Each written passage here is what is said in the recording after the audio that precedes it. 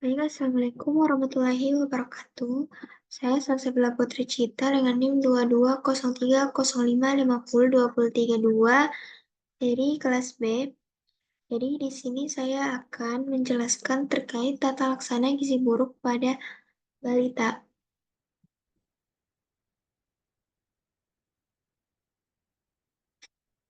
Baik, di sini terdapat dua topik pembahasan. Yang pertama, ada 4 fase pada perawatan dan pengobatan gizi buruk pada balita. Kemudian topik yang kedua itu terkait 10 langkah tata laksana gizi buruk pada balita di layanan rawat jalan.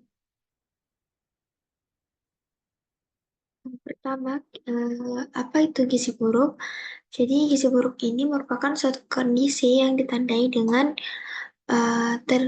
terjadinya salah satu atau lebih dari tanda seperti adanya edema bilateral minimal pada kedua punggung kaki balita. Kemudian berat badan berdasarkan panjang badannya itu atau berat badan berdasarkan tinggi badannya itu kurang dari -3 standar deviasi. Kemudian untuk tanda yang ketiga yaitu lingkar lengan atas atau lilanya itu berada pada kurang dari 11,5 cm untuk balita pada usia 6 sampai 59 bulan. Kemudian di sini terdapat prevalensi gizi buruk yang terjadi di Indonesia berdasarkan hasil dari SSGI pada tahun 2020. Dua itu menunjukkan peningkatan sebanyak 0,6% dari yang sebelumnya pada tahun 2021 itu 7,1. eh, Kemudian pada tahun 2022 itu meningkat eh, sebanyak 7,7%, di mana sebelumnya telah terjadi penurunan pada tahun 2019 yaitu 7,4. Nah, gizi buruk ini dapat menyebabkan terjadinya meningkatkan angka kesakitan dan juga kematian, serta dia juga dapat meningkatkan risiko terjadinya stunting. Selanjutnya, untuk topik yang pertama yaitu ada 4 fase pada perawatan dan pengobatan gizi buruk pada balita. Jadi, eh, tata laksana gizi buruk pada balita itu terdiri dari 4 fase. Yang pertama itu ada fase stabilisasi, kemudian fase rehabilitasi, selanjutnya fase transisi, dan yang terakhir itu fase tindak lanjut. Namun, tidak semua fase gizi buruk ini tidak semua fase ini akan dijalani atau dialami oleh setiap balita yang mengalami gizi buruk, seperti pada fase stabilisasi dan juga fase transisi itu untuk balita gizi buruk yang memerlukan pelayanan rawat inap. Sedangkan fase rehabilitasi ini dapat dilakukan pada pelayanan rawat jalan. Nah, selanjutnya, bila tidak tersedia pelayanan rawat jalan, maka fase rehabilitasi hingga balita mencapai kriteria sembuh yang dapat dilakukan pada pelayanan rawat inap. Nah, baiklah untuk fase yang pertama yaitu fase stabilisasi. Jadi, fase stabilisasi ini merupakan peralihan dari, mohon maaf, yang pertama itu fase stabilisasi. Jadi, fase stabilisasi ini merupakan fase awal yang berlangsung selama 1 sampai 2 hari atau bahkan seminggu. Jadi, dia berdasarkan pada kondisi dari anak yang mengalami gizi buruk. Nah, pemantauan untuk eh, fase stabilisasi ini dapat kita lakukan dengan mencatat tanda-tanda seperti tanda-tanda vital. Di antaranya ini ada denyut, denyut nadi, kemudian frekuensi pernapasan, dan juga suhu badan dari anak atau balita. Selanjutnya, mencatat tanda-tanda bahaya derajat edema, asupan formula, frekuensi defekasi, kemudian konsistensi feses, kemudian volume dari urin, dan juga yang terakhir itu berat badan. Selanjutnya untuk fase transisi.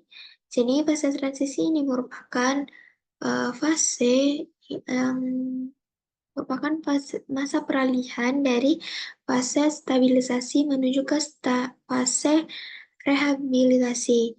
Dengan adapun tujuan dari fase transisi ini yaitu untuk memberikan kesempatan bagi tubuh untuk dapat beradaptasi terhadap pemberian energi dan juga untuk dan juga protein yang semakin meningkat. Untuk bentuk pemantauannya sendiri itu sama seperti pada fase uh, stabilisasi tadi, yaitu pemantauan pada tanda-tanda vital, tanda-tanda bahaya, derajat edema, asupan formula, frekuensi defekasi, konsistensi feses, volume urin, dan juga berat badan. Kemudian selanjutnya yaitu ada fase rehabilitasi. Nah, fase rehabilitasi ini diberikan pada balita rawat jalan maupun pada balita yang rawat inap. Fase ini merupakan fase pemberian makanan untuk tumbuh kejar.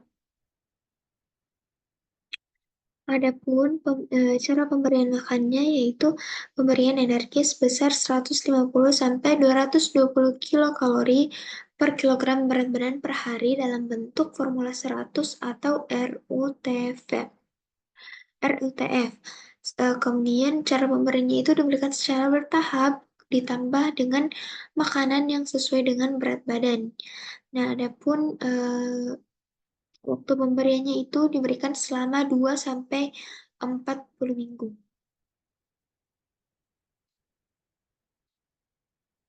Untuk kemajuan terapi dari fase rehabilitasi ini dapat dinilai dari kenaikan berat badan balita setelah fase transisi dan juga setelah mendapatkan formula 100 atau RUTF. Nah, untuk pemantauannya sendiri dilakukan dengan cara bicara, yaitu mencatat asupan formula dan juga mencatat kenaikan berat badan dari balita. Kemudian selanjutnya, untuk fase tindak lanjut ini merupakan lanjutan dari pemberian makan untuk tumbuh kejar balita.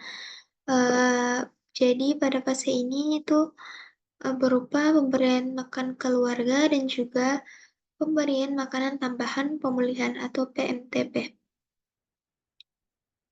Baik, itulah tadi 4 fase perawatan pada balita gizi buruk. Nah, selanjutnya yaitu 10 langkah-langkah atau tata laksana gizi buruk pada balita di layanan rawat jalan.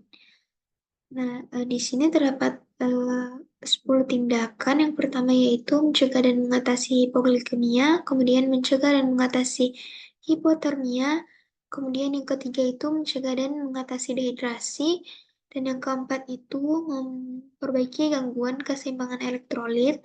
Kemudian tindakan yang kelima berupa pengobatan infeksi. Untuk tindakan keenam itu memperbaiki kekurangan zat gizi mikro. Selanjutnya memberi makanan untuk fase stabilisasi dan transisi. Kemudian selanjutnya itu memberi makanan untuk tumbuh kejar. Kemudian pada tindakan ke-9 itu diberikan stimulasi untuk tumbuh kembang balita, dan pada tindakan terakhir berupa mempersiapkan untuk tindak lanjut di rumah. Nah, yang pertama yaitu langkah yang pertama berupa mencegah dan mengatasi hipoglikemia. Untuk eh, untuk hipoglikemia sendiri itu terjadi pada semua balita yang mengalami gizi buruk. Jadi hipoglikemia ini dapat dilihat dari kadar gula darah di mana dia itu kurang dari 3 milimol atau liter atau kurang dari 54 mg per dl. Jadi untuk cara pemberiannya yaitu 50 ml larutan glukosa 10% atau 1 sendok teh munjung gula pasir dalam 50 ml air. Nah, cara pemberiannya sendiri itu diberikan secara oral. Kemudian untuk langkah yang kedua yaitu mencegah dan mengatasi hipotermia. Jadi hipotermia itu merupakan keadaan di mana suhu aksilar itu anak berada kurang dari 36 derajat Celcius. Nah, eh, hipotermia sendiri sering ditemukan pada balita yang gizi buruk dan juga dia ditemukan bersamaan dengan terjadinya hipoglikemia, yang di mana dua kondisi ini menandakan bahwa terjadi infeksi berat pada balita yang mengalami gizi buruk. Nah, selanjutnya, em, karena cadangan energi yang dimiliki oleh anak gizi buruk itu sangat terbatas, sehingga anak dengan gizi buruk ini tidak mampu untuk memproduksi panas untuk mempertahankan suhu tubuhnya. Untuk cara pencegahannya dapat dilakukan dengan melakukan tindakan penghangatan atau menghangatkan tubuh balita, yaitu dengan cara menutup seluruh tubuh termasuk kepala dan juga seluruh tubuh balita dengan memakai pakaian dan juga selimut. Jadi hipotermia ini perlu diwaspadai, yaitu bila suhu anak berada pada 36 derajat Celcius. Selanjutnya, langkah yang ketiga yaitu mencegah dan mengatasi dehidrasi. Eh, pada balita gizi buruk ini, dehidrasi dehidrasi itu dialami pada balita yang mengalami eh, diare atau terjadinya penurunan urin. Kemudian pada dehidrasi ringan atau sedang itu akan tetap diupayakan untuk pemberian terapi rehidrasi oral. Namun apabila pemberian upaya oral tidak memungkinkan, maka pemberian cairan pada bayi diberikan melalui pipa nasogastrik. Untuk cara pencegahannya sendiri itu diberikan cairan resomal atau rehydration solution for malnutrition. Larutan yang digunakan ini dapat berupa resomal dengan mineral mix dan juga resomal tanpa mineral mix. Untuk resomal dengan mineral mix ini terdiri dari oralit, kemudian gula pasir, larutan mineral mix, dan juga ditambahkan dengan air.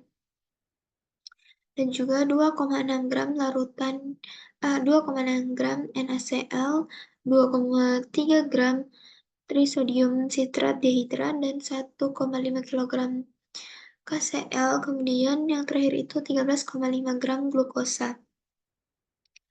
Jadi oralit ini diberikan pada anak gizi buruk harus diencerkan sebanyak 2 kali agar kadar natrium menjadi lebih rendah untuk menghindari terjadinya retensi air, edema, dan juga gagal jantung.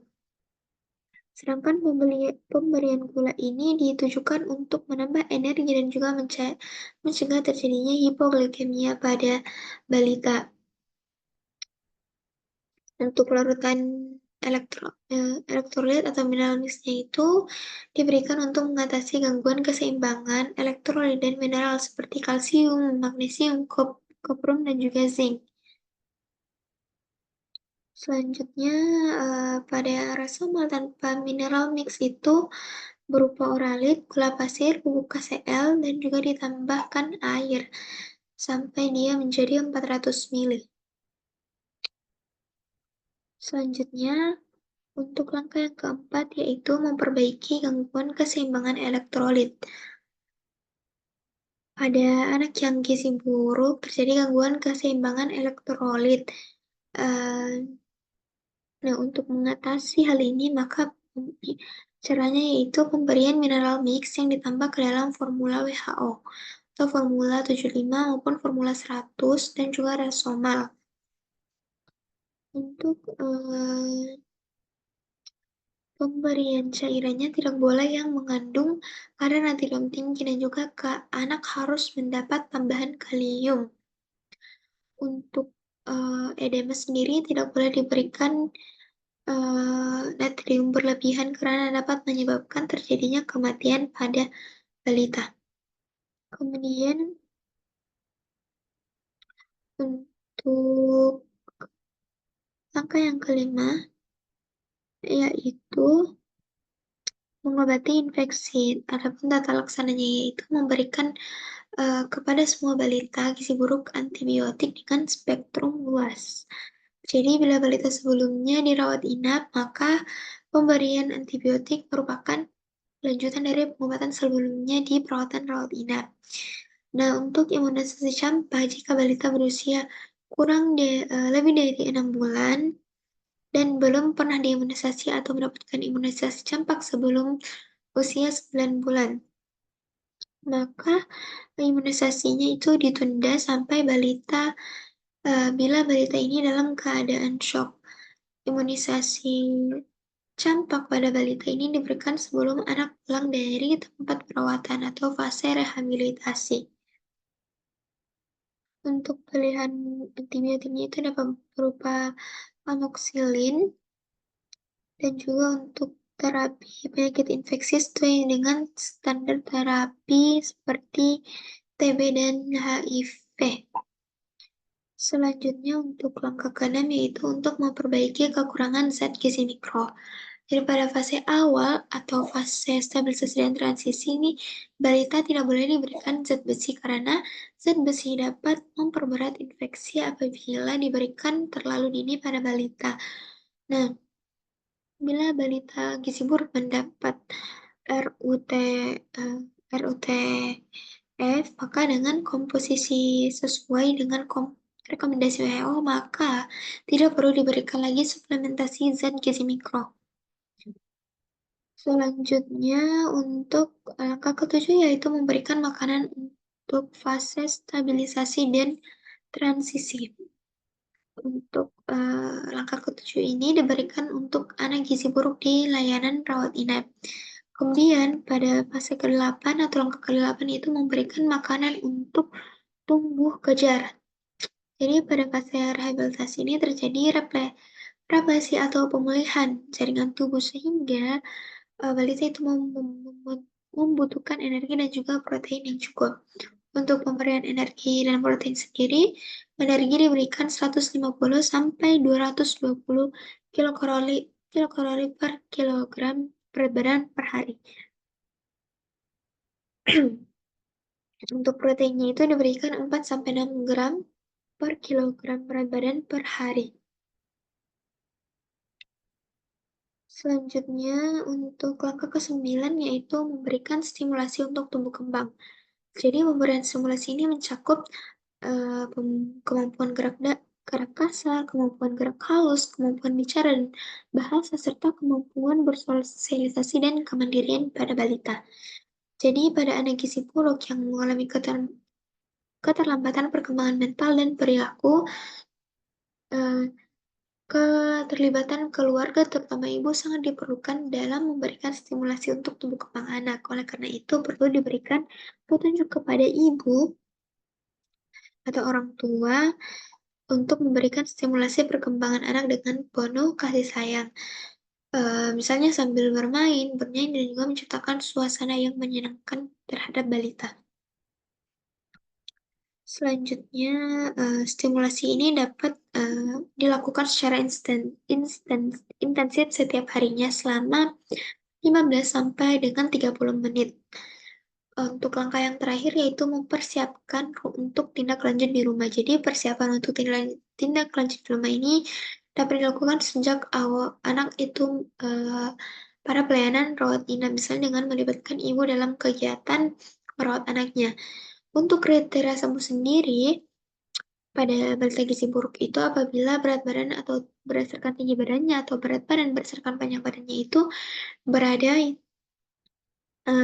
di atas -2 standar deviasi atau lilanya itu berada pada 12,5 cm dan juga sudah tidak terjadi pitting edema bilateral. Nah, untuk kontrolnya, setelah sembuh maka, balita itu dianjurkan untuk melakukan kontrol secara rutin, di mana dia dapat melakukan kontrol sekali seminggu pada bulan pertama, kemudian 1 kali 2 minggu pada bulan kedua, kemudian pada bulan selanjutnya itu 1 kali 1 bulan sampai dengan 6 bulan atau lebih. Nah, balita juga dianjurkan untuk melengkapi imunisasi dasar ataupun ulangan sesuai program PPI atau program pengembangan imunisasi.